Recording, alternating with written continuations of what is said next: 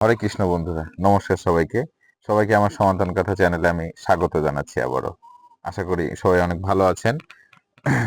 আমি কে, আমি কোথা থেকে এসেছি, আর মৃত্যুর পরে আমি কোথায় যাব, এই প্রশ্নগুলো আমাদের কিন্তু প্রায় মনে ঘুরপাক খায়। আমরা যারা আস্তিক আছি অথবা যারা নাস্তিক আছে, সবাই কিন্তু মোটামুটি কিন্তু এই প্রশ্নগুলো নিয়ে সবসময় সন্দিহান। তো আমরা যারা সনাতন ধর্মাবলম্বী, আমি আসলে তাদের উদ্দেশ্যে আমাদের ধর্মীয় গ্রন্থগুলাতে যেভাবে বর্ণনা করা আছে, আমি অনেক জায়গায় দেখেছি এই জিনিসটাকে ভুলভাবে ব্যাখ্যা করা হয়েছে। আমি অনেককে জিজ্ঞাসাও করেছি। অনেকে অনেক সময় ম্যাক্সিমাম টাইম সঠিক আনসার দিতে পারেন নাই। তখন আমি শাস্ত্র স্টাডি করি। শাস্ত্র থেকে ফাইন্ড আউটের চেষ্টা করি যে আসলে এই প্রশ্নগুলোর সঠিক উত্তর কি। তো লাস্ট আমি যে উত্তরগুলো পেয়েছি শাস্ত্র অনুযায়ী, সেগুলোই আপনাদের সাথে বা আপনাদের মধ্যে শেয়ার করার চেষ্টা করছি। সত্যকে জানুন, ন্যায়ের সাথে থাকুন, সর্বদা সৎ পথে থাকুন, ধর্ম মেনে চলুন, শাস্ত্র স্টাডি করুন। এইটা আপনাদের চরণে আমার অনুরোধ থাকবে। তো প্রথমেই আসি বন্ধুরা, যে সেটা হচ্ছে আমি কে। গীতায় ভগবান শ্রীকৃষ্ণ স্পষ্ট আমাদেরকে বলে দিয়েছেন যে আমরা আমাদের মধ্যে তো আত্মা নামক এক বস্তু আছে, এটা আমরা সবাই জানি, যা খালি চোখে দেখা যায় না, তাই না? তো এই আত্মা পরমাত্মার একটা কিন্তু ক্ষুদ্র অংশ। ভগবান কিন্তু গীতায় এ কথা স্পষ্ট বলছেন। আর পরমাত্মা কি? পরমাত্মাই কিন্তু হচ্ছে স্বয়ং ভগবান শ্রীকৃষ্ণ। সেটা আমরা গীতা থেকে আলটিমেটলি জানি। তো তাহলে আমি কি? আমি বা আমরা কে? আমরা হচ্ছে আত্মা, যা পরমাত্মার একটা কিন্তু অংশ মাত্র। আর অংশের কাজটাই কিন্তু হচ্ছে আসলে পূর্ণের সেবা করা, তাই না? ভগবান শ্রীকৃষ্ণের সেবা করা। যিনি সবসময় কোথায় থাকেন এটাও আমাদের কিন্তু জানায়, যে যিনি সর্বদা সব জায়গায় বিরাজ করেন, কিন্তু মূলত তিনি থাকেন চিন্ময় অবস্থায়, তাই না? এটাও আমরা জানি। তো আমি কে? এখন আমি যদি পরের প্রশ্নে আসি, যে আমরা কোথা থেকে এসেছি। হুম আমাদের আমাদের যখন সৃষ্টি হলো, মাতৃগর্ভে যখন জাইগোট সৃষ্টির মাধ্যমে, নিষেক প্রক্রিয়ার মাধ্যমে আমরা যখন আমাদেরকে যখন স্বয়ং ভগবান সৃষ্টি করলেন, তো আসলে কোথা থেকে আমরা আসলাম? আমরা কিন্তু ওই যে সেই চিন্ময় জগৎ, অর্থাৎ যেহেতু পরমাত্মার অংশ আমরা, সেই পরমাত্মার যে পরমাত্মা যে চিন্ময় জগতে আসলে আছেন, বা স্বয়ং ভগবান আছেন, আমাদের ভিতরে যে আত্মা আছে, সেই আত্মা যেহেতু পরমাত্মার অংশ, তার মানে আমরা কিন্তু সেখান থেকেই কিন্তু এসেছি। তো তার মানে এই পরমাত্মার অংশ হিসেবে আমরা কিন্তু পরমাত্মার কাছ থেকে, চিন্ময় জগৎ থেকে কিন্তু আমাদের আসা। তাহলে আমি কে বা কি এবং আমি কোথা থেকে এসেছি, সেটা কিন্তু আমরা মোটামুটি মনে হয় বুঝতে পেরেছি।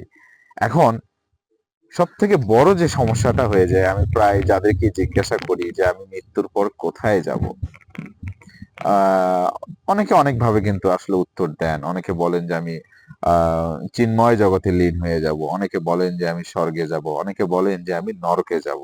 আসলে এইভাবে কিন্তু আমরা বলতে পারি না।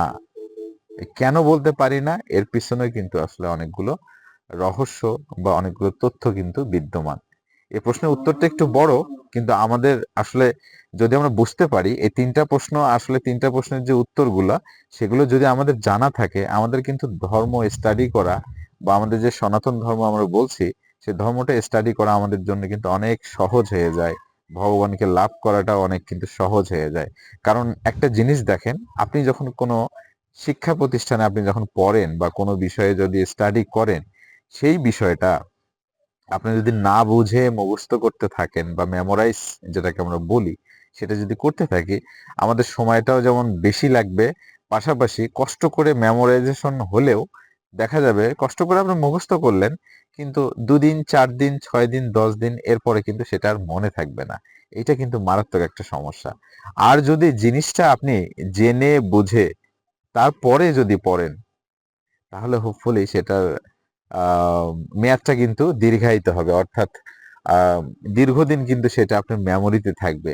তদ্রূপ বিষয়টা এরকম দেখেন, আমাদের সনাতন ধর্মে আমরা যদি ধর্ম জিনিসটা না বুঝি, হ্যাঁ, আমাদের যে সৃষ্টিকর্তা সম্পর্কে আমরা যদি না জানি, তার উপাসনা আরাধনা পদ্ধতিগুলো যদি না অবলম্বন করি, বা কোন পথ অবলম্বন করলে আমাদের জন্য ধর্মটা স্টাডি করা বা ভগবানকে লাভ করা আমাদের জন্য সহজ হবে, সেইটা যদি আসলে না করতে পারি, তাহলে আপনারাই বলুন যে আসলে তাহলে এলোমেলো ভাবে আমরা যারা সনাতন ধর্মাবলম্বী আছি, তাহলে আমাদের পক্ষে কি ধর্ম পালন করা সম্ভব?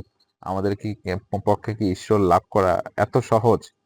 তো এই জন্য যদি আমরা এই যে আমি আবার হচ্ছে প্রশ্নে ফিরে আসছি, যে প্রথম প্রশ্নটা ছিল কে আমি, আমি কোথা থেকে এসেছি, দ্বিতীয় প্রশ্ন, এবং তৃতীয় প্রশ্ন ছিল এই মৃত্যুর পরে অর্থাৎ এই দেহ ত্যাগের পরে আমি কোথায় যাব, আমার কি হবে। তো এই যে লাস্ট যে প্রশ্নটা, যে মৃত্যুর পরে, হ্যাঁ, দেহ ত্যাগের পরে আমি কোথায় যাব, এইটা নিয়ে আসলে আমি মানে কথা বলছি। দেখেন, এই ভগবান ভগবান কিন্তু আমাদেরকে কিন্তু ওই যে আমরা পরমাত্মা থেকে যে আত্মা রূপে আসছি পৃথিবীতে, আসার পর আমাদেরকে কিন্তু ছেড়ে দিয়েছেন, মন যা চাচ্ছে আমরা কিন্তু তাই করছি, তাই না? হ্যাঁ, আপনার এখন মনে হচ্ছে আপনি বসবেন, আপনি কিন্তু বসতে পারবেন। আপনার এখন মনে হচ্ছে আপনি ঘুমাবেন, আপনি ঘুমাতে পারবেন। আপনার মনে হচ্ছে এখন খারাপ কাজ করবেন, তাও করতে পারবেন। মনে হচ্ছে ভালো কাজ করবেন, তাও করতে পারবেন। তার মানে এই জিনিসগুলো কিন্তু আপনার ইচ্ছার উপরে।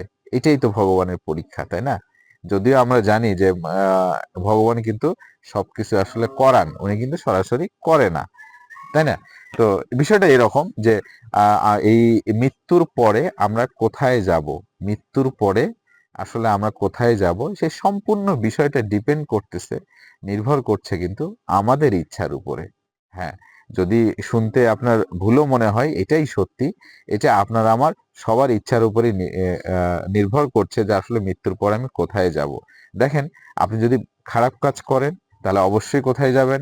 নরকে যাবেন, সেটা আপনার উপরে। আপনি যদি ভালো কাজ করেন, তাহলে অবশ্যই কোথায় যাবেন? স্বর্গে যাবেন। কিন্তু স্বর্গে গেলে কি হবে? নির্দিষ্ট একটা সার্টেন টাইম পিরিয়ড পরে, একটা নির্দিষ্ট সময় পরে আপনাকে কিন্তু আবার এই পৃথিবীতে কিন্তু ফিরে আসতে হবে। এটাই আমরা জানি যে 84 লক্ষ জনে পরে একটা মাত্র আমরা মানব জনম পাই, যে জনমে উদ্ধারের জন্য একটা মাত্র সুযোগ আসে।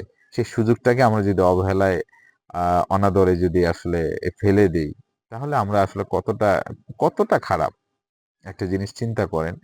তো যাই হোক, তো যদি আমরা নরকে যাই আমাদেরকে আবার এই যে ভ্রমণ করে আসতে হচ্ছে, যদি স্বর্গে যাই আবার কিন্তু এই পৃথিবীতে ফিরে আসতে হচ্ছে। আর যদি আমরা ভগবানের সেবা করি, ভগবান শ্রীকৃষ্ণের সেবা করি, তার আরাধনা করি, তার নিয়মিত পূজা অর্চনা করি, সবসময় 16 নাম 32 অক্ষর মনের মধ্যে রাখি, সবসময় তার নাম জপ করি, যদি ভক্তি ভরে তাকে আমরা স্মরণ করি, সোজা কথায়, তাহলে কিন্তু আমরা ভগবান যে থাকেন, কোথায় থাকেন? গোলকে থাকেন, তাই না? তার যে চিন্ময় জগৎ, সেই চিন্ময় জগতে আমরা কিন্তু লীন হয়ে যাব। এখন আমাদের মনে হচ্ছে আমরা সেখানে লীন হব, কিভাবে হব, কেমন করে হব, তাই না? একটা ইন্টারেস্টিং বিষয়। হ্যাঁ, আমরা ওই যে আমি শুরুতে বললাম যে আমরা পরমাত্মার একটা কিন্তু অংশ মাত্র, আত্মা, যেটা পরমাত্মার একটা অংশ, সমুদ্রের মতো। হ্যাঁ, সমুদ্রটাকে যদি আমরা পরমাত্মা চিন্তা করি, সেইটার কিন্তু যদি এক ফোঁটা করে জল নিয়ে আসি, আপনি শেষ করতে পারবেন? বা আমি শেষ করতে পারবো? একটা অসম্ভব একটা ব্যাপার, তাই না? তো সেরকম কিন্তু আমরা গিয়ে কিন্তু আবার ওই পরমাত্মার সাথে লীন হয়ে যাব এবং তার সেবায় কিন্তু নিযুক্ত হব। তার সেবা বলছি কেন? আমরা হচ্ছি অংশ। তো অংশ পূর্ণের সেবা করবে, সেটাই তো স্বাভাবিক, তাই না? কারণ এই যে দেখেন, আমি যদি এককে যদি ভাঙাই, আমি কিন্তু দশমিক দিয়ে 0.1, 0.2, 0.3 এভাবে কিন্তু চলতেই থাকবে ইনফিনিটিভ। তো এই নাম্বারগুলো কিন্তু আবার একত্রিত করে যোগ হয়ে কিন্তু কত হয়েছে? 1 হয়েছে। তো এইজন্য আমরা হচ্ছি আত্মার আসলে অংশ। এই অংশগুলো মিলেই কিন্তু আপনার হয়ে যাচ্ছে কি? পূর্ণ, তাই না? তার মানে পূর্ণ মানে আমরা পরমাত্মায় লীন হয়ে যাব, যদি আমরা নিয়ম মেনে ভগবানের আরাধনা করি, ভগবানের সেবা করি। আমি আপনাদের সবাইকে অনুরোধ করব, আসুন সনাতন ধর্মাবলম্বী আমরা যারা আছি, আমরা এই যে মৃত্যুর কাছ থেকে ধার করা এই ক্ষুদ্র সময়, যতটুকু সময় আমরা পাচ্ছি, যতটুকু সময় আমরা বেঁচে আছি, এই সময়টুকুকে অন্তত সারাদিন আপনি আপনার কর্ম করেন, ভগবান কিন্তু বাধা দেননি। নিত্য কর্ম করতে হবে, কর্মের পাশাপাশি তাকে একটু স্মরণ করি না? যখন আমরা কষ্টে পড়ি, যখন অসহায় হই, তখন আমরা ভগবানকে স্মরণ করি। যখন সুখে থাকি, তখন কিন্তু ভগবানকে আমরা চিনি না, তাকে কিন্তু স্মরণও করি না। এই কাজটি আমরা না করি। আমি সবার চরণে আমি নিবেদন জানাচ্ছি, আমরা যারা সনাতন ধর্মাবলম্বী আছি, আমরা সবাই অ্যালার্ট হই, সবাই সজাগ হই, সবাই একটু ধর্ম মানার চেষ্টা করি, শাস্ত্র পড়ি, সঠিক তথ্যটা জানি, সঠিক তথ্যটা উপলব্ধি করি, সঠিক তথ্যটা সবার মধ্যে বিতরণের চেষ্টা করি। এতে আপনার ভালো, দশের ভালো, পৃথিবীর ভালো, ভগবানের কাছেও কিন্তু সেটা ভালো, তাই না? যা সবার কাছে ভালো সেটা কিন্তু সবসময় ভগবানের কাছে ভালো। তো যাই হোক বন্ধুরা, আজকের যে বিষয়টা ছিল সেটা ছিল আসলে আমি কে, আমি কোথা থেকে এসেছি এবং আসলে এই মৃত্যুর পরে আমি কোথায় যাব, এই যে তিনটা প্রশ্ন আমাদের মনে ঘুরপাক খায়, সেইটার বা সেগুলোর আনসার কিন্তু আমি বলার চেষ্টা করলাম। যদি আপনাদের ভালো লাগে অবশ্যই সাবস্ক্রাইব করে আমাকে ইন্সপায়ার করবেন, আমাকে উৎসাহিত করবেন নতুন কোনো তথ্য নিয়ে, নতুন কোনো বিষয় নিয়ে, নতুন সত্যনিষ্ঠ ধর্মের বিষয় নিয়ে আপনাদের সামনে যেন হাজির হতে পারি। তো সে অবধি আপনারা সবাই ভালো থাকবেন, সুস্থ থাকবেন। আম আমার চ্যানেলটিকে সাবস্ক্রাইব করবেন, লাইক, কমেন্ট, শেয়ার করবেন। ধন্যবাদ। হরে কৃষ্ণ।